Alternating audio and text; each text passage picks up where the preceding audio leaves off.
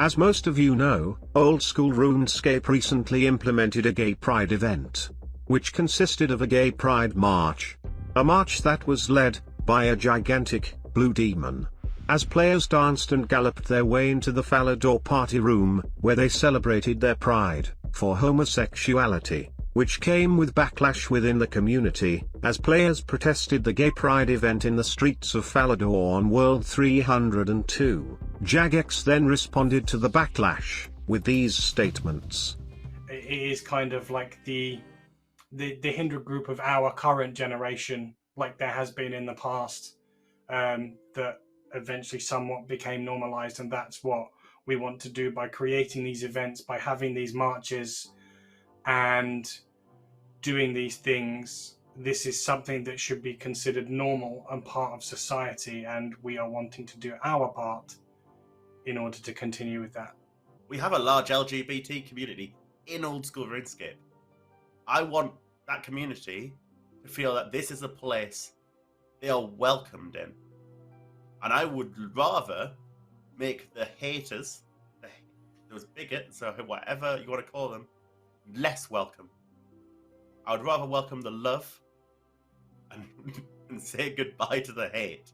Pride events in the future, certainly Pride marches in the future, because it was an absolutely wonderful thing to witness. Since these statements, Jagex has now released a right-click option on the gay pride flower crown, giving it the option to represent 8 different genders. These genders include gay, lesbian, non-binary, pansexual, asexual, bisexual, genderqueer, and transgender. They're just as welcome as anybody else.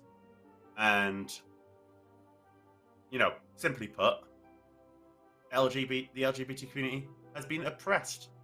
It's still oppressed across the whole world. And this is why this needs saying. And this is why this needs including in our game. But where are the flowers for the black community and other groups that have been oppressed throughout time, like the Jewish? What about the Muslims and the Christians? Are they not welcome in this community as well? In fact, I don't think I have ever seen an African American or a black British person employed at Jagex Limited Studios, ever.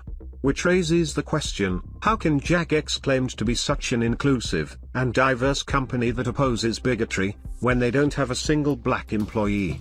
In fact, nearly every single employee they have ever hired is white. Wow! Although Jagex claimed in 2020 that they supported the Black Lives Matter movement, and that they spoke in solidarity with their black team members. However, I have failed to find even one Jagex employee that was black. And if there ever was one, he was kept out of any pictures they have on their website. So if Jagex really cares about every oppressed community like they claim they do, then they need to implement events for every single race, every single religion, every single group of people and thought process that has ever existed. But I want to know what you think. Let me know down below in the comments how you feel about Jagex.